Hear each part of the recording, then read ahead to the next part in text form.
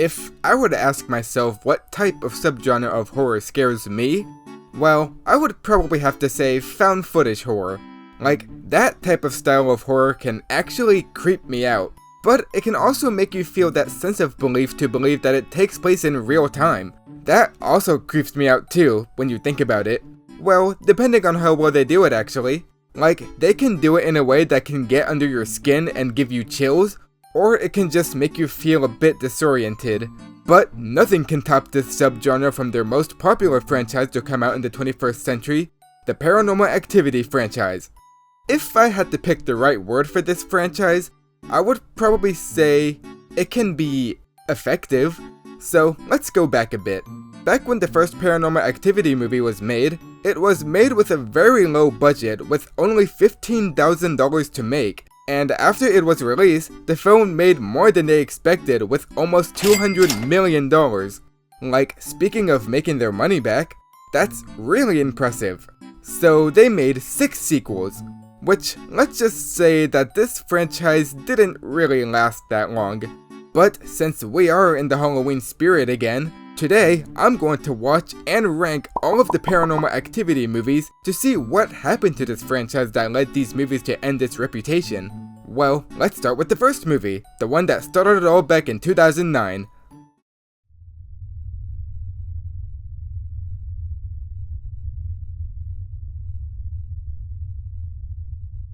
So the first movie starts with 2 couples living together named Mika and Katie. Mika is the one who's filming the majority of the activity, and Katie is the one who just doesn't want to deal with this whole activity happening in their house. Honestly, it was kinda hard for me to say how I feel about this first entry in the franchise. While I have seen it quite a few times in the past, I think the more I watch it, the less effective it gets. Like, to me, when the first few times I saw it, it was still getting under my skin, still not knowing what's gonna happen. While watching it now, it just doesn't really hit the same. While I do think the whole paranormal aspect still gets me for the most part, I think most of it kinda drags down on some very poor character decisions. Mika, the one recording all of the activity, is just really insufferable in this movie.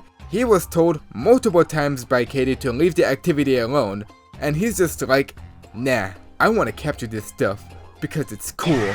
And as a result, he dies by the end. I mean, what do you think was gonna happen?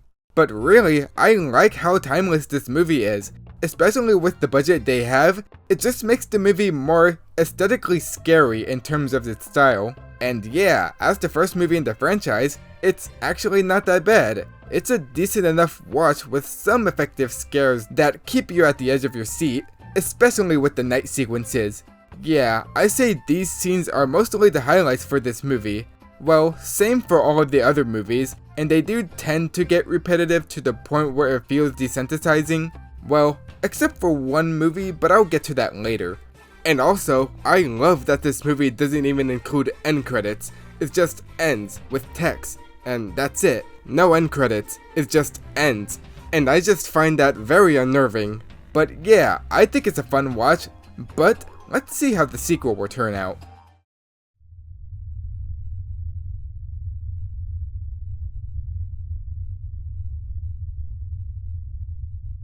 So, Paranormal Activity 2 is essentially a prequel. This takes place a few weeks before the first one, focusing on Katie's sister's side of the family, Christy, which also focuses on her newborn baby named Hunter. And with that, a lot of spooky stuff starts happening in their house. So their house got trashed, so they decided to put up security cameras around the house, and that's what basically captured most of the activity. Anyways, it turns out that to stop the activity is that they have to pass it down to someone else, that person being Katie, which backfired really badly by the end. The way this movie ends is Katie just shows up unannounced, killing both the dad and her sister Christy, and just takes the baby, Hunter. To be honest, I actually find myself enjoying this one more than the first. This one does have a higher budget than the first, so they basically put a little more into this, with the camera settings in different areas this time instead of just being in one location. They feed us a little lore about the haunting with the two sisters very vaguely, even though the lore for these movies are a bit convoluted, but I guess we'll get into that later. While the characters in this movie are not really that interesting, I just can't help myself to be at least entertained by them. There are some comedic moments that sort of feel a little out of place, but that's really the case for most of these movies, so they just gotta find a way to keep this as entertaining as possible, I guess. Although I do find it funny that the dad tries his best to understand Spanish to this nanny that the family hired. Me entiende. Nadie está a salvo, Yo no creo, especialmente Martin, baby. okay? I told you. Sí. Okay? No creemos. But yeah, the scares in this one are mostly the same, but still as effective because you don't really know what's coming most of the time. But yeah, this one is not really that bad in my opinion. I think it's a fun watch, and I was just mostly entertained by this one. And also, the jump scares are cool in this one. That doesn't get me, by the way. Okay, I think we're gonna move on.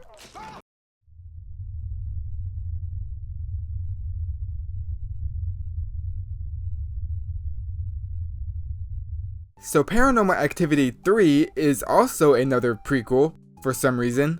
This movie takes place in 1988, when Christy and Katie were younger, and this movie basically explains on how all of the activities started, in a way, and how they got haunted in the first place.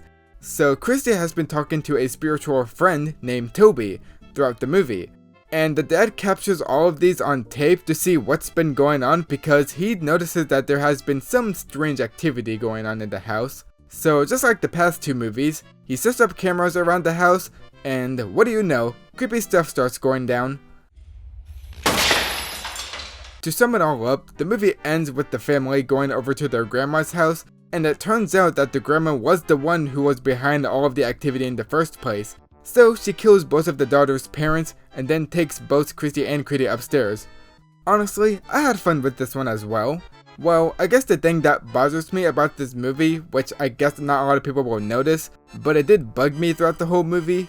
This movie is set in 1988, and all of it is filmed in just a regular 16:9 aspect ratio, even though that ratio wasn't even consumed by people during that time, from what Chris Stuckman said from when I watched his Paranormal Activity The Ghost Dimension video, so that's the only fact I know about it. So in that case, why didn't you just shoot the movie in a regular 4:3, if that's what they were aiming for that time? And why does the camera quality look so good, even though it's 1988? I'm pretty sure those types of cameras weren't really a thing in the late 80s, I'm sure. I don't know, that was just something that bugged me throughout this movie. But then again, not a lot of people are gonna notice, but that's just me that notices that. But really, I don't really have much to say about this movie. It really is just the same as the previous ones. I mean, I do think it was creative that they put one of the cameras on a moving fan. I think it gives it more suspense in a way that makes you want to look away. At least that's the vibe that I got from it.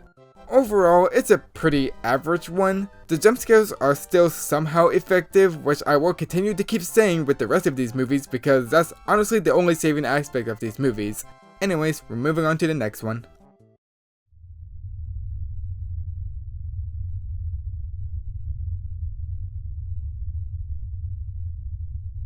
So Paranormal Activity 4 takes place with a new family this time, moving away from the Katie's family, sort of. So basically there's a kid named Robbie who just moved in right next to the new family's neighborhood, but then he stays with the family's house for a while because her mom was sick from what they imply. So since he moved in with Alex's family for a while, Alex is the main character by the way, he creates a bond with Alex's brother Wyatt, and it turns out that Wyatt's discovered that his real name is actually Hunter, and the nephew of Katie, so that's why she was walking out of the house in the beginning of this movie. But he was somehow adopted by this family, and that's how he basically found out that he was adopted, by the ghost people that he keeps interacting with, I don't know. So a lot of creepy stuff starts going down again. And it's basically the same like all of the previous ones, and as a result, it's just starting to get repetitive at this point. I guess they try to make it different in a way. They used an Xbox Kinect to capture the activity, which was a thing back in the day apparently, and also FaceTime recording as well. I get that they want to try to use different recording techniques for this movie, but I don't know, it doesn't really change the fact that it just still feels the same. but I guess it was something unique for this movie at least. That's all I'll say. The scares in this movie are still as effective and keep the same tension like all of the other movies, and that's honestly really kept me watching throughout these movies. And the ending of this movie goes by so fast it happens out of nowhere that it just feels a little underwhelming. But yeah, I don't know. But other than that, I had fun with this one. But overall, I'm just starting to get tired of these movies having the same formula to the point where it starts to feel less effective scary-wise. Anyways, I can't wait to talk about the next one.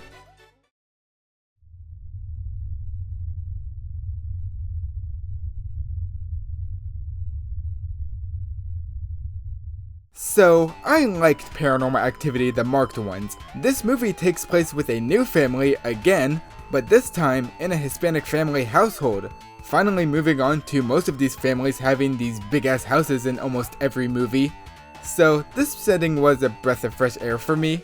So our main character Jesse graduated high school, and he lives in a small apartment complex, but there is a lady who has been doing weird stuff underneath from where they live. So Jesse and his friend Hector goes to the house, find some witchcraft stuff, then they go out to summon a demon with a black mirror, and what do you know, weird stuff is starting to happen. Specifically with Jesse.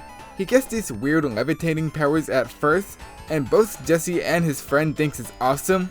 As the movie progresses and Jesse is getting more possessed, both Hector and her friend reach out for help from Allie from the second movie, which is a character who I didn't mention in the second movie, but yeah, she's in that movie. But anyways, she's back. So basically these witch people want to perform a final ritual on Jesse for something, I don't really remember what exactly. So Hector and some other people arrive at the house, the one from the third movie, from where they killed the parents, but they all failed to save Jesse, and that's how the movie ends. But yeah, this was actually a pretty enjoyable watch in my opinion. I really like that this movie did its own thing from the usual standard Paranormal Activity movies like we're used to, getting rid of that whole night one text like all of the previous movies, and it's just like a normal found footage horror movie to me. And I also do find this one to be unintentionally funny in some parts. Go! And I really like how scary this one was. There were moments where I just felt discomfort and moments that the scares are actually effective. And the ending of this movie is probably one of my favorite third acts out of the entire Paranormal Activity franchise. Creepy stuff just happens throughout the entire scene and I just love it. And it ends with time travel and the guy goes back in time from the first movie and also to how that first movie ends. But you can say that that whole time travel bit at the end was kinda stupid, but I don't know, I didn't really mind it. But yeah, overall, I really like this one a lot. I think it's a lot of fun, the characters are surprisingly fun to watch, and they bring a certain vibe in the movie that I like, and I think it's scarier than the other ones in my opinion. I would love to say more about this movie, but we have to move on to the last one in the franchise.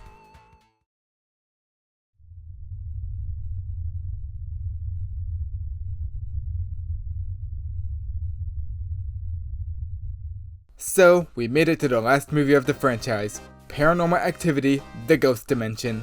Now, people considered this one to be the worst of the franchise, and this is what basically killed it entirely. But when I watched it, I thought it was not that bad, but it's still not very good either. So this movie tries to wrap up a lot of loose ends, from the whole Chrissy and Katie storyline being told in this one, to finally explaining to what this Toby demon is. So yeah, back when I said about this whole storyline being convoluted, yeah, that's basically what I'm talking about in this one. So we're back to having a family having a big house again. I get it, the house looks nice, and it's basically about these two dudes finding this old camera, and this camera basically lets you see all of the activity that you can't see with the naked eye. To me, it kinda loses the vibe to how these Paranormal Activity movies are supposed to be. Like, I feel like it's sort of unnecessary for us, the audience, to see what the activity is doing. Which was understandable, since I guess they want the audience to be more engaged. But there are other ways that you can do it, you know? But anyways, the husband and wife have a daughter named Lila. And just like all of the other kids that are shown in this franchise, she's somehow talking to this Toby demon, and somehow is not afraid of it. Girl, if I were young and if I start seeing paranormal stuff, I would probably pee my pants out of fear. So anyways, they keep seeing stuff out of the camera. Fire! And we do see the actual demon, who just reminds me of Venom. Anyways, they try to attempt to get the demon out of the little girl, then people start dying, and then the mom sees the whole ghost portal that opens up in a few previous scenes. She found the girl, and Toby is alive, and that is full glory. So she kills the mom, and that's how the movie ends. Yeah, this one was just not that good. I mean, there were some creative scares that made me go, whoa, that was neat. But most of it was drawn down to unmemorable characters, some poor attempts at humor, Me, Ryan. Next time I'm just gonna stay at Mom's. and the story that just tries its best to just rush this final installment to get it out of the way. Which, to me, it's kinda disappointing. Man, I wonder what it would have been like to see this franchise going. Oh, would you look at that?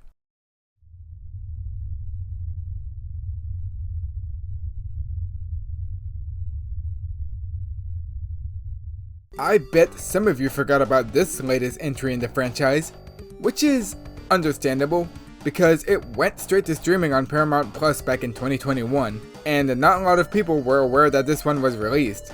Paranormal Activity Next of Kin is about this girl named Margot and her two film buddies.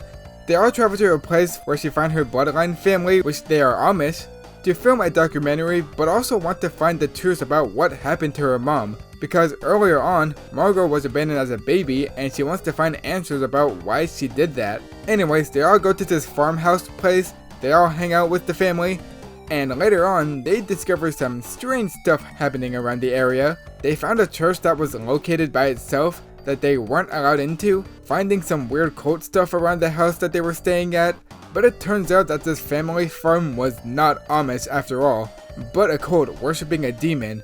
So they basically trick Margot and her friends by coming to visit to perform the final ritual to put the demon inside of her. So by the end, they made it out alive, well, at least two of them, and a lot of chaos ensued and they managed to escape. Yeah, this one was not that bad actually. This felt like a breath of fresh air. Standing alone as its own thing was definitely something that this franchise needed. But I think this being a standalone movie made the movie stylistically different in terms of how it's shot. It is still a found footage movie, but I don't know why the movie is almost shot like a normal movie for some of it. Like, there are some shots that go back and forth on being found footage, and only a little bit is shot like a movie. It kinda leaves you to suspense and disbelief a little about how this franchise is supposed to be style-wise. Anyways, the characters were alright, they were there to mostly entertain, and I was just mostly amused by it, and nothing else. There were some scary moments I thought they got creative with, especially with the ending with that giant church bell was ringing faster. That sort of creeped me out a bit, and I thought it was neat. But with that ending, it felt kinda fast and it's just like any Paranormal Activity movie ending, so I guess they didn't lose that aspect of the movie at least. But yeah, this movie was something. It was an improvement over the last one, and that's all I'll say about this one. It was fine for the most part. Well, that was all of the movies. Now, let's see how I rank all of these in place. On my number 7, I got Paranormal Activity: The Ghost Dimension. I mean, were you not surprised that it's up here? On my number 6, I got Paranormal Activity 4. The Xbox Kinect aspect made it creatively scary in a weird way. On my number 5, I got Paranormal Activity: Next of Kin. Shot like a movie, but not as a Paranormal Activity movie. On my number 4, I got Paranormal Activity 3. They should have just filmed this like an actual 80s tape, in terms of the aspect ratio. On my number 3, I got the original Paranormal Activity.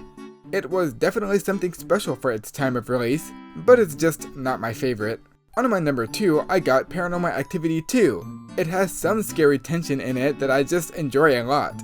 And on my number 1, I got Paranormal Activity: The Marked Ones. The one that creeped me out the most, and it has one of my favorite endings out of the entire franchise. So in conclusion, this franchise had a good run, for better or for worse, but overall, I did not have a bad time rewatching all of these films again. For the most part, they are just a fun scare fest that people really digged up back in the day. And I'm honestly a little upset on how this franchise was treated by the end. because I think it deserved better in terms of a compelling storytelling and genuinely good and memorable scares. But we all know how Hollywood treats a certain franchise whenever a first film in the franchise becomes a big hit. But now that the franchise has been put to rest and it will most likely never gonna get another film again, this franchise definitely delivered a few good movie theater going experience, and honestly, that's really what it takes to make horror movies fun.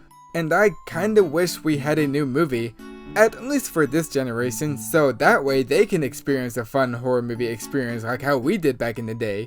Except I was very little when all these movies came out, so I wasn't really able to watch them. But we'll see what happens in the future if they decide to make more movies. So yeah, that was my ranking on all of the Paranormal Activity movies. Let me know if you guys have seen any of these movies. If you have, let me know which one is your favorite. I hope you guys have a great Halloween this year. Subscribe, and I'll see you all in whatever video I make next. Finally, I'm done watching all of these movies. Man, what a trip has been. Well, time to work on my next ranking video, which is... What the...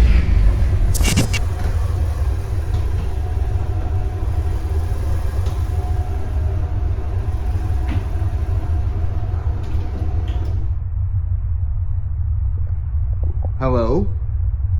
Who are you? What in the...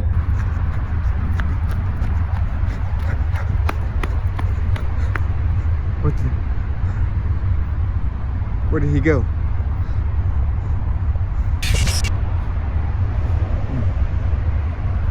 Alright. If you ever come back,